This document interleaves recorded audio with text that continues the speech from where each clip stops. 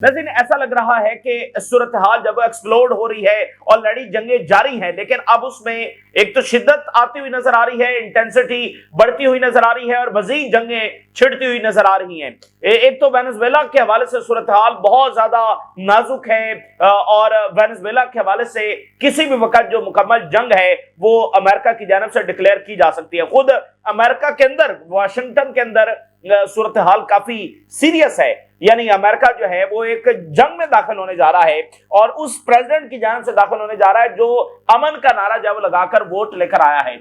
और ये सिर्फ एक जंग नहीं होगी, बल्कि जो है वो इसके साथ कई और जंगें भी लिंक हैं। ये तो पूरे रीजन के अंदर जो है वो ये जंगें फैल जाएंगी, तो एक के बाद एक जंग जो है वो होगी। और दूसरी बात यह है कि ये अमेरिका के लिए, जैसे ट्रंप ने ट्रेड वॉर छेड़ी तो उसका नतीजा ट्रंप की मर्जी के मुताबिक नहीं आया है, तो यहां भी सेम असेसमेंट है कि अगर इसका नतीजा ट्रंप और अमेरिका की मर्जी के मुताबिक ना आया तो फिर ये एक और गैम्बल है। जैसे ट्रेड वॉर हार कर बहुत ज्यादा डैमेज हुआ है, यानी उसकी पावर जो है वो बहुत ज्यादा डैमेज हुई है, तो यहां तो बिल्कुल ही मतलब बहुत ज्यादा डैमेज होने वाला है कि अगर वो यहां पर अपने मतलूबा मकासद में कामयाब नहीं होता, अगर वो यहां पर रिजीम चेंज करने में कामयाब नहीं होता, इवन अगर वो प्रेसिडेंट मडोरो को हटा भी देता है और फिर मिलिट्री वहां पर आ जाती है और मिलिट्री भी उसी पोजीशन पर आगे बढ़ती है जो प्रेसिडेंट मडोरो की पोजीशन है, तो भी अमेरिका के लिए तो वो मतलूबा मकासद अचीव ना हुए, ठीक है, तो फिर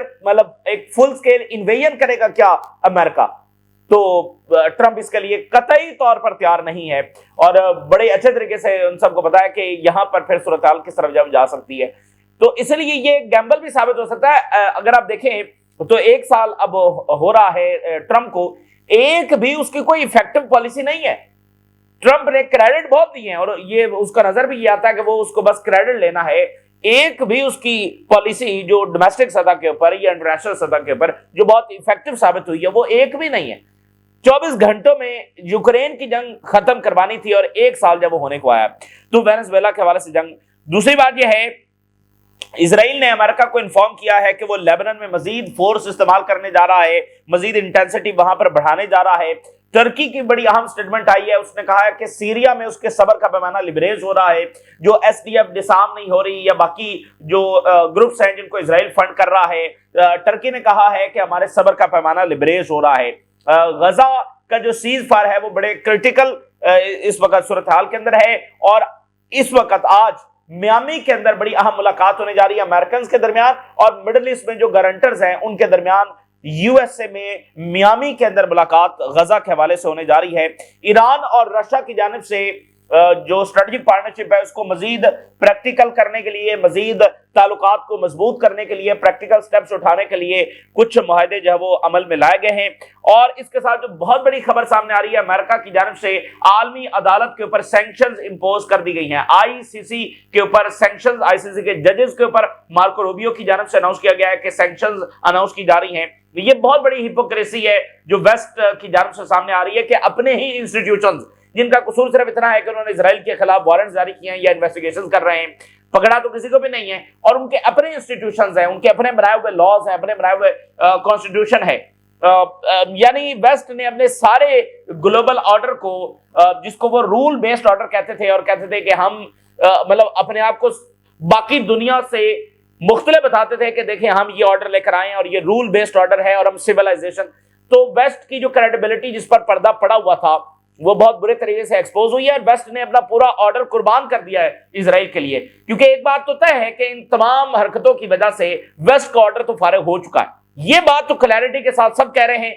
बाकी आगे क्या होगा, नया ऑर्डर कैसे बनेगा, किसका होगा, अगली दुनिया कैसी होगी, इस पर डिबेट जारी है। लेकिन एक बात तो तय हो चुकी है कि पुराना ऑर्डर जो है वो फारिग हो गया है और उसमें जो सबसे बड़ी जरब लगी है वो ये जो पिछले 2 साल में जो कुछ इजराइल ने किया है, इन हरकतों की वजह से वो ऑर्डर जो ऑलरेडी डैमेज था इराक, शाम और बाकी जंगों की वजह से, लिबिया और सोआन अफगानिस्तान, तो वो बिल्कुल जवाब फारिग हो चुका है। तो इस वक्त अगर हम देखें तो अगर at the level of governments देखें तो गवर्नमेंट्स को कोई फर्क नहीं पड़ता है कि इजराइल ने क्या किया है।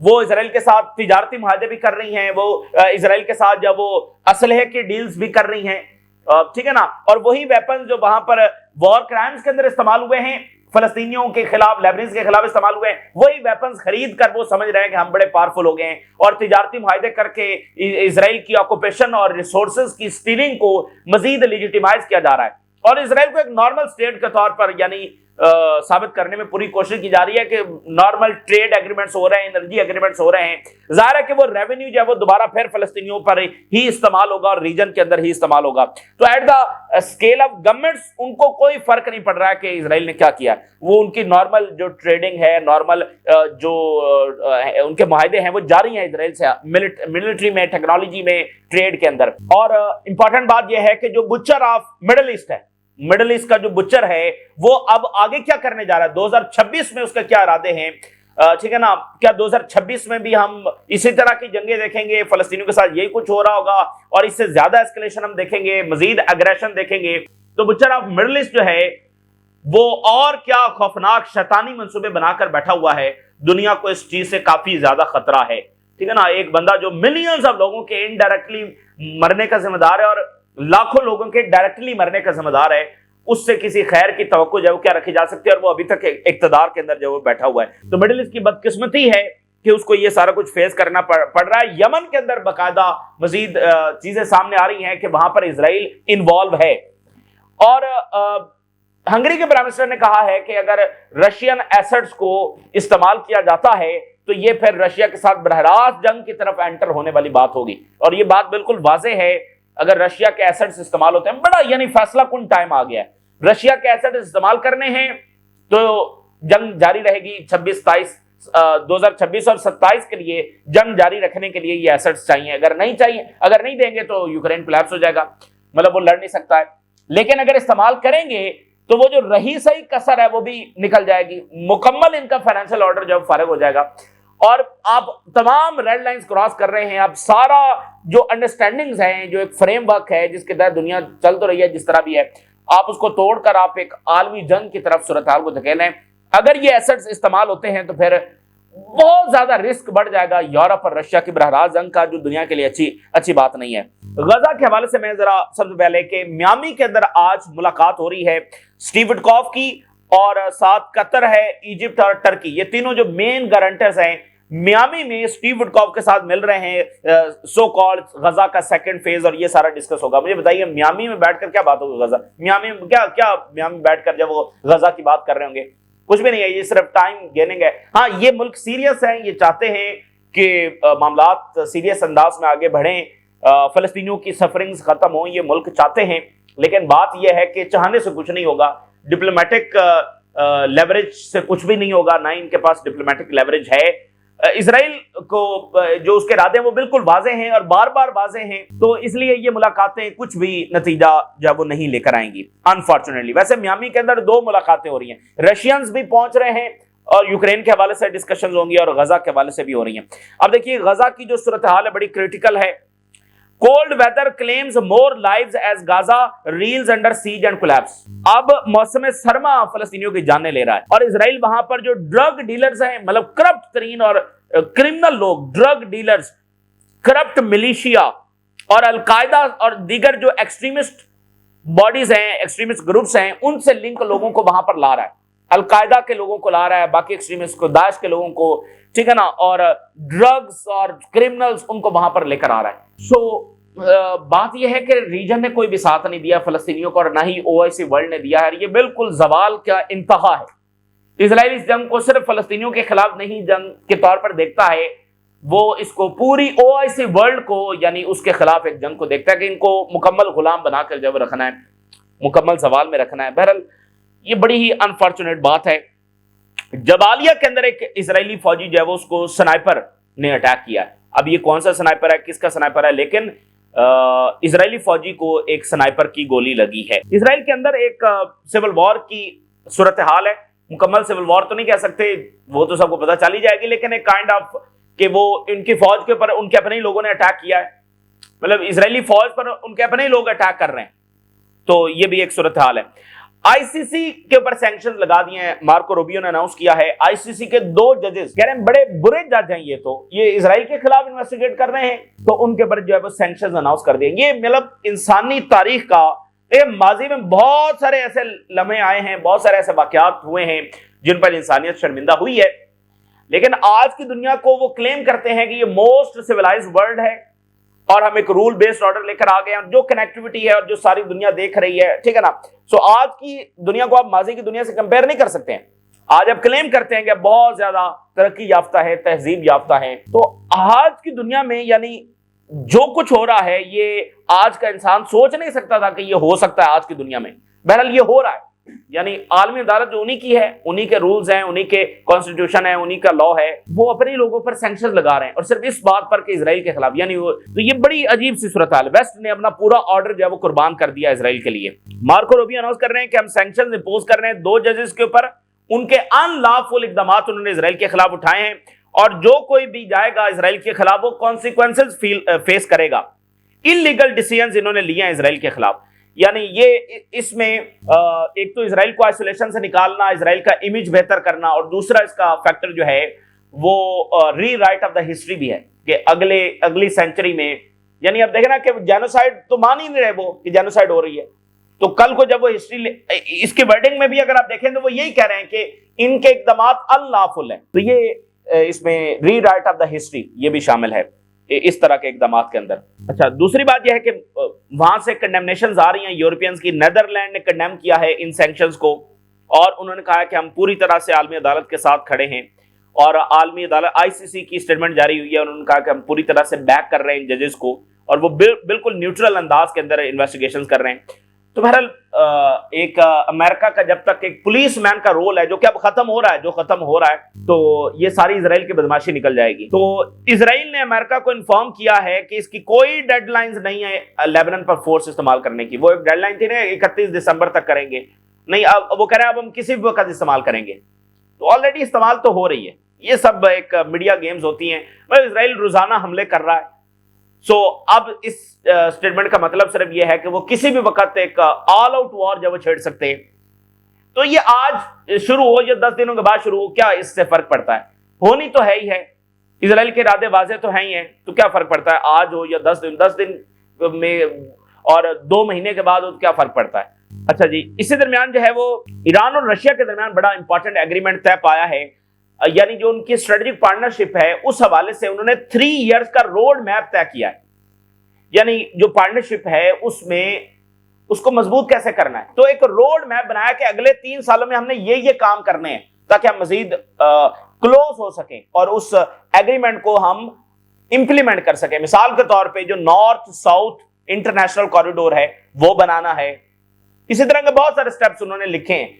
अगले 3 सालों का रोड मैप उन्होंने लिखा है कि हमने क्या क्या चीजें करनी है। ईरान रशिया, ये अभी ईरान के फॉरेन मिनिस्टर ने अनाउंस किया, Iran Russia agree on 3 year road map to boost bilateral cooperation. Sanctions के हवाले से वेस्टर्न सैंक्शंस को कैसे काउंटर करना है, रीजनल स्टेबिलिटी है, ज्वाइंट इंफ्रास्ट्रक्चर प्रोजेक्ट्स कौन कौन से करने हैं, न्यूक्लियर में बायलैटरल कोऑपरेशन, मतलब वो सारा एक रोड मैप उन्होंने। तो ये बड़ा जबरदस्त इकदाम है और ये बता रहा है कि प्रैक्टिकल इकदाम वो ले रहे हैं। और इसमें ईरान के फॉरेन मिनिस्टर ने यह भी अनाउंस किया है कि अगर वेस्ट कोई भी सैंक्शंस थ्रू सिक्योरिटी काउंसिल लगाना चाहेगा ईरान पर, तो फिर रशिया उसको वीटो करेगा।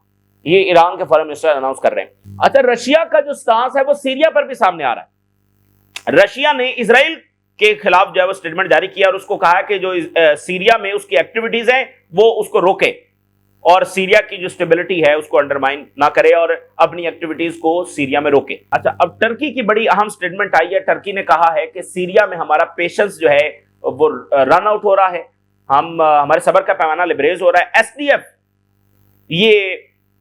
इसने डिसआर्मामेंट की बात की है, मुआहदे में आई है, लेकिन अब कर नहीं रही चूंकि पीछे इजराइल है।